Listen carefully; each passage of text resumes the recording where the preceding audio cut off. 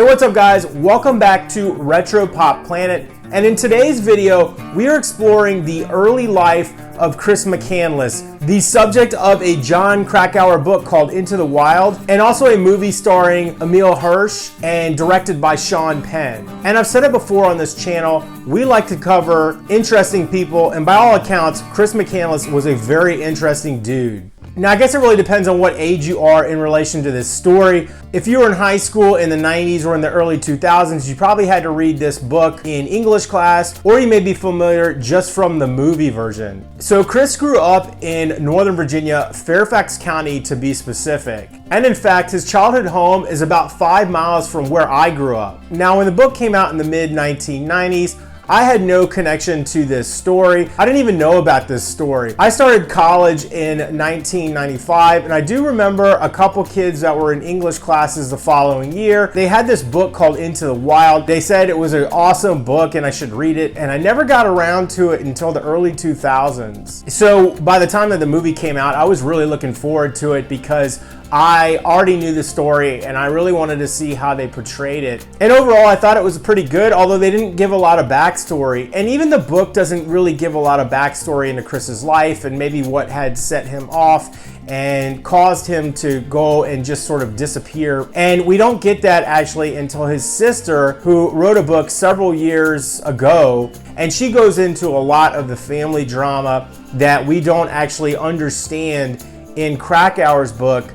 And it really provides a very sort of introspective glimpse into all the challenges that were going on in Chris's life, all the challenges in the family, the dark secrets. It's a really fascinating read, and it's a really great companion piece to Into the Wild. I actually suggest you read her book first and then you read Into the Wild. It brings things into a much bigger perspective. But Chris's journey that led him to his tragic passing in Alaska was just about a year or two. There was the year that he took off in college where he fled out west and he was living in California with family friends. He was working out there. And then there was his ultimate journey where he graduated college and then just disappeared, and then he was found later in that bus in Alaska. But a good majority of his life was actually spent right here in Northern Virginia. And so today I'm gonna be traveling to a lot of those locations. So let's head off to the first location, Canterbury Woods Elementary School. Okay, I'm not sure how much backstory I would have given in my intro like I normally do, but here we are at Canterbury Elementary School. Now, this is a school that Chris would have gone to, and what's interesting is that we are here right off of Willett, which is basically a stone's throw from his family's home. And it's just right up this way. We will be going there. And you can see it's a very, very quiet neighborhood. And this is recorded in the summertime at the end of July. And school, of course, is not in session, although I think there's some administration people here. So we are just going to be pretty respectful. I don't think I've ever been to this school in my life. I think I've mentioned it in previous videos. Over the last 30 years, all of the schools in Fairfax County have undergone pretty extensive renovations. So I'm not sure exactly what the school would have looked like at the time that Chris was here. It does look like there's some modifications that have taken place. However, the bones of the original school are definitely still here.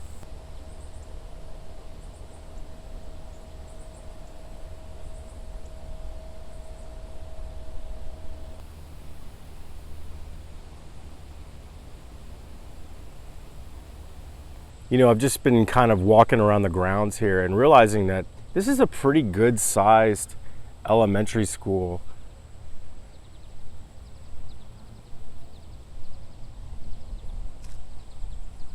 Now, they don't have an actual like track or so per se, but they do have these two ball fields, which are probably, actually there's 3 ball fields, which I'm sure are used with the county. There's a lot of baseball leagues that play out here. And on the back side of the school, you can see that all of the houses literally butt right up to the school itself. I mean, these are all neighborhoods here. These are the backs of houses.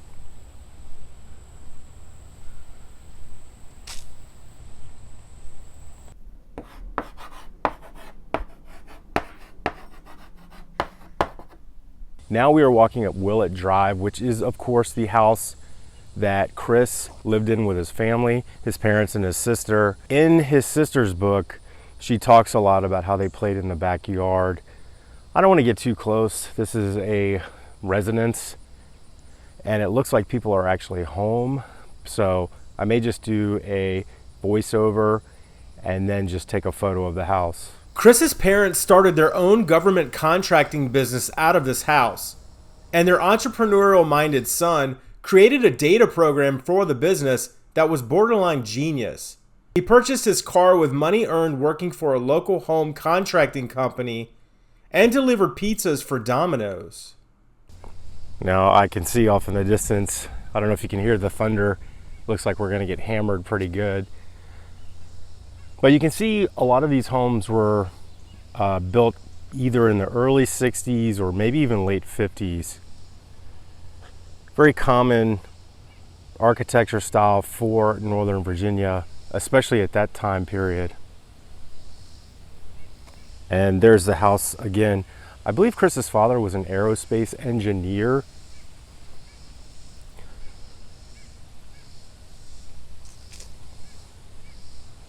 And this is a very, very modest neighborhood.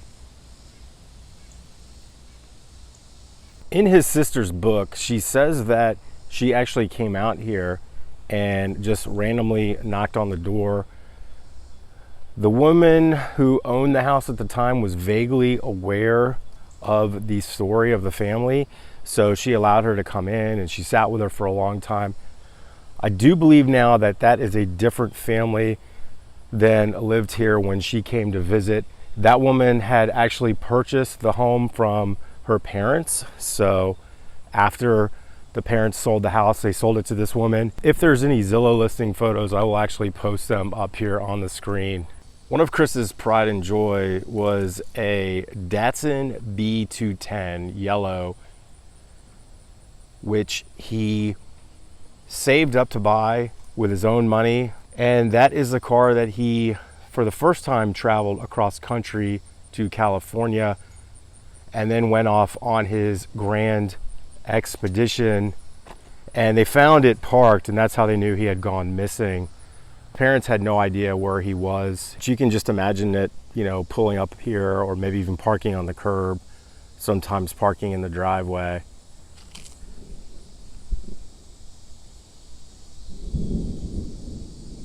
And that thunder's really, really coming in. This storm's gonna hit soon. I'm at the intersection of Brayburn and Willett, and Kareen's book, she actually talks about this intersection because the McCandlesses lived on Willett and their home was actually this direction, but this was the intersection where the school bus would drop off. And she remembers Chris and his buddy horsing around and also defending her honor when she was old enough to go to school because she was several years younger than Chris.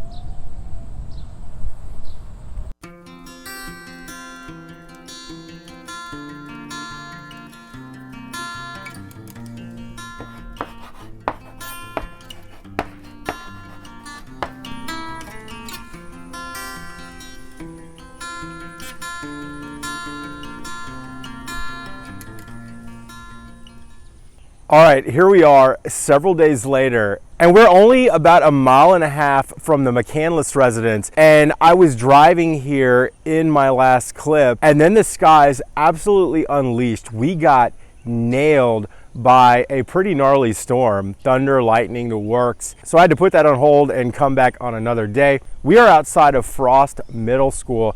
This is where Chris went to middle school just for 2 years, 7th and 8th grade, and then he moved on to the high school, which is actually right next door. I will note that right next door, Woodson Complex, there's a Fairfax County grounds. I know there's a gas station there, and it's where a lot of the county vehicles can come in and they use a card and they fill up gas. And the reason I know that is because when I was in high school learning how to drive, we would fill up the cars over there, and it was awesome. You would just you would use a card that the county gave you and you could get free gas, basically. Too bad that I don't have access to that now. Also in the adjoining fields, my buddies, when I was like a junior and senior in high school, got really into rugby, and the local rugby leagues, they would actually play in the fields here right next door. So let's move on to Woodson High School, again, right next door here on Main Street.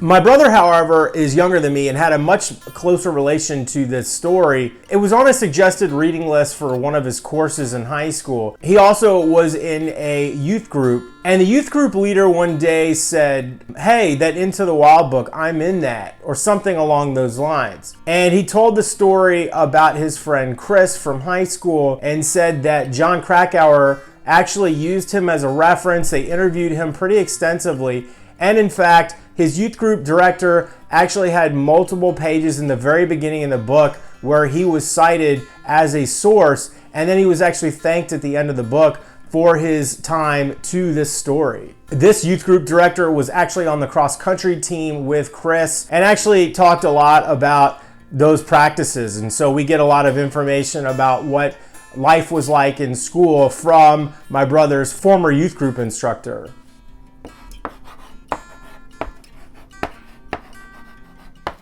Okay, as you can see, we made it right next door to Woodson High School. It's now called Carter G. Woodson. At the time, it was W.T. Woodson when Chris attended here. And he would have gone here all 4 years before going off to college. So this school would be 9th through 12th.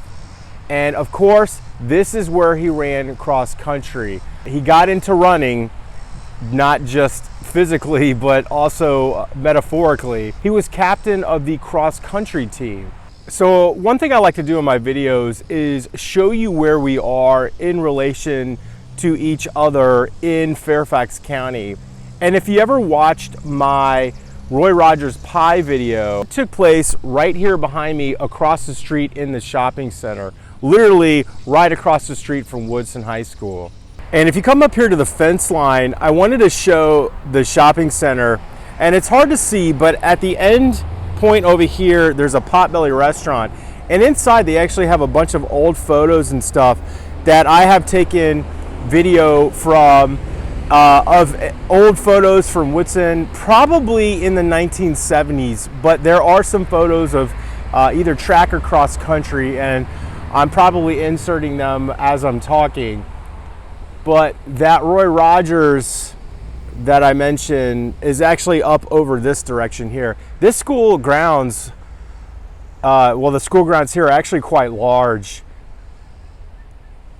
And the stadium, they used to have a lot of conference play because their stadium, the bleachers are so tall, you could get a lot more fans here. They no longer do that. But again, let's go on the back side of the school and I'll show you.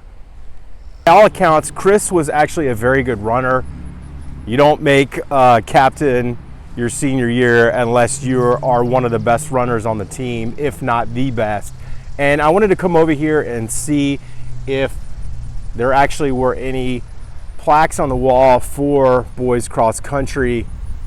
Unfortunately, it didn't look like they maybe we're very good back in the 80s. Boys cross country has only been ranked here in 2018 and 2022, as you can see. And when I was in high school, we actually played Woodson quite a bit because they were in my district, and this is not too far from the high school that I went to. And I also played a lot of baseball here my freshman year. And let's go over there to the track. Here on the backside of the school is the entrance to the Pat Cunningham Stadium. This is all of the sports complexes for Woodson High School. And I wanted to walk over here because this is the baseball field that I played on my freshman year. I was on a youth baseball team. And one of the reasons I wanted to come up here is because that year that I played on that team was, I believe, 1991. So in the timeline of events, Chris, I think, would have been a senior in college, and he graduated college and then he went missing, or he went off and ended up in Alaska. And his official death was August of 1992.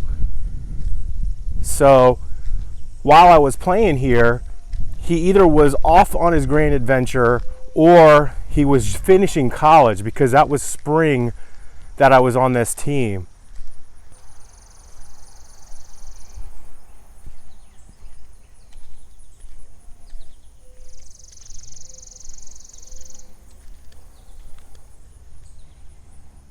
Now, actually, even though this was not my high school, I actually have a lot of fondness for this field, because that team that I was on, we actually won the championship.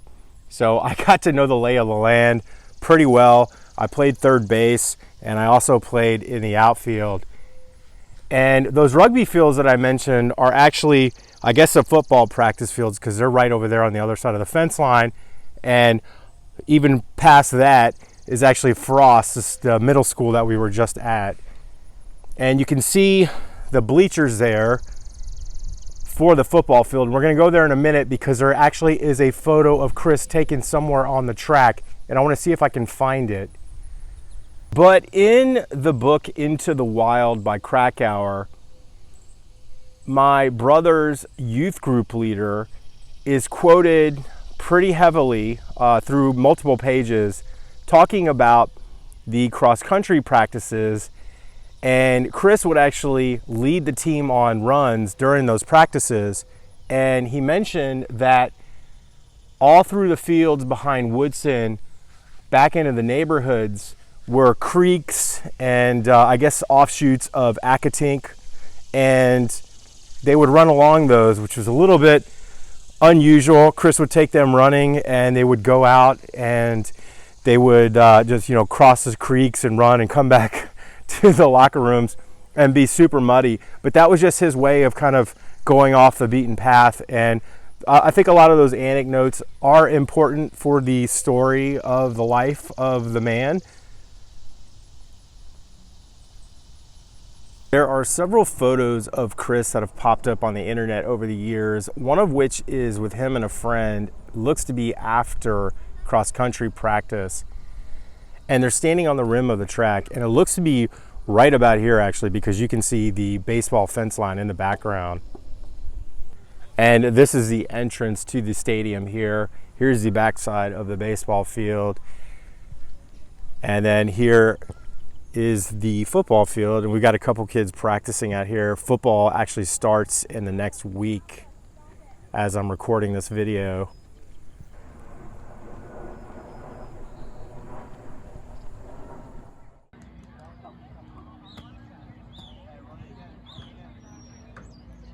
So here's another location that I found, another photo, and just to orient you, the football field is actually right behind us here. Here's the baseball field. And then here's another, I guess, side field. Not sure what this is used for, probably football practice. And then those rugby fields that I was talking about are right over here. But there's another photo taken of Chris, and we'll see if we can line up the bleachers, because I think it's either taken over here or across the field, and I'll show that one too. But somewhere around here, I believe, is where that photo was taken. You can also see a utility shed behind him, or a storage shed for equipment.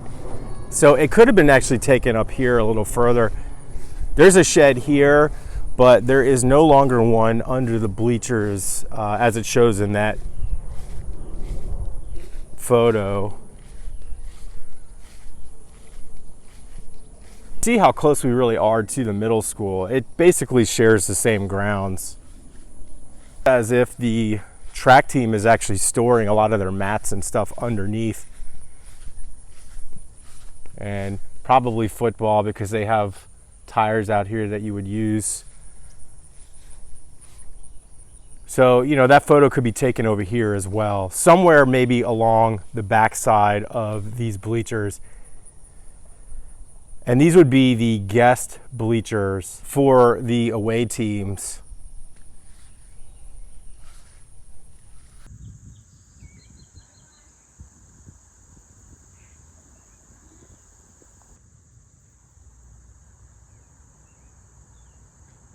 I came up here to the home side, and now I'm wondering if that photo wasn't taken up here. because you can see a lot of container crates here.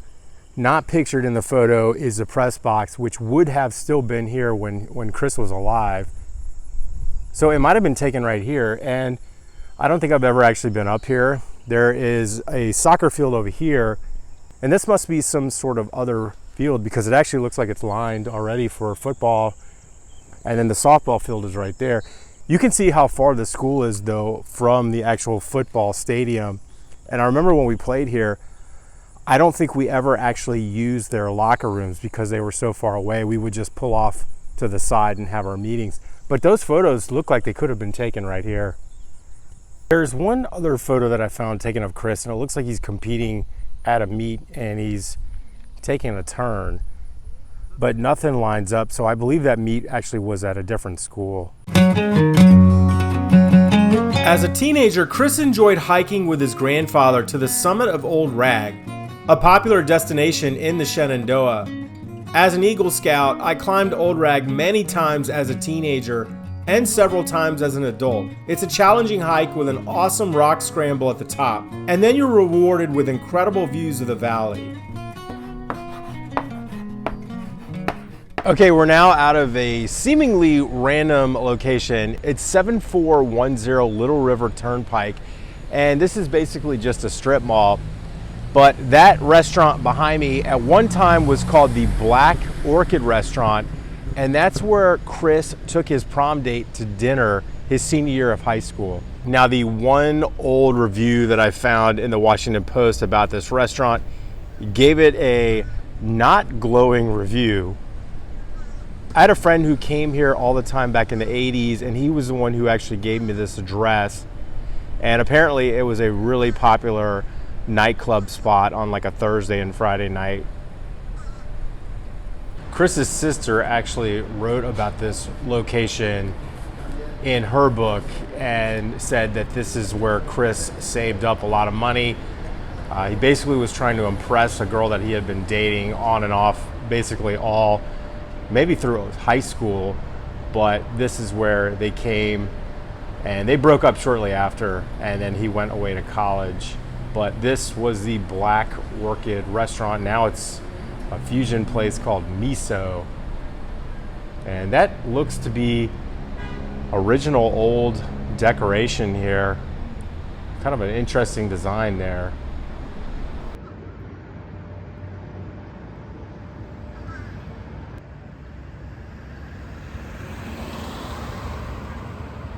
So we're in Annandale, and Little River Turnpike is a very, very busy road, and it's very busy at all hours of the day, really. And we're about, I would say about 5 or 6 miles from his home. And this was probably a spot that he had read about that was supposed to be kind of fancy. I mean, you know how prom is.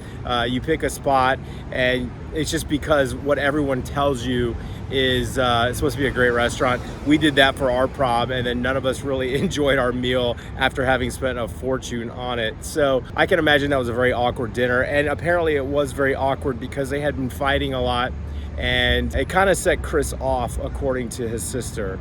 I also really enjoyed the soundtrack by Eddie Vedder. Eddie Vedder is a really good friend of Sean Penn, and Sean brought him in on the project and got him really enthusiastic about doing this project. I follow a lot of YouTubers online that are van lifers or people that like to live off the grid. I also have known people that have up and just moved out of the country and basically just live from place to place, pick up jobs, or they work electronic jobs, and they're living on the grid, but they're living kind of outside of the norms of regular society. And remember, this is pre-internet. All of this stuff happened before Chris had any awareness of the internet. He may not have even heard about the internet. He certainly did not have a cell phone. So it's really impossible to know exactly what Chris was thinking. If Chris would have been like a van lifer, if YouTube would have existed, would he have been the kind of person that would have filmed himself to go off on these adventures and to show the wider world that he was living in and bring people along with. It doesn't sound like he had that personality, but we'll never know. So thank you for joining me on this adventure. I definitely recommend you read those books. Please feel free to hit that like button. Please feel free to subscribe, and I'll continue doing more of these retrospectives of these interesting folks. Comments are free to leave, and I'll see you guys in the next video. Peace.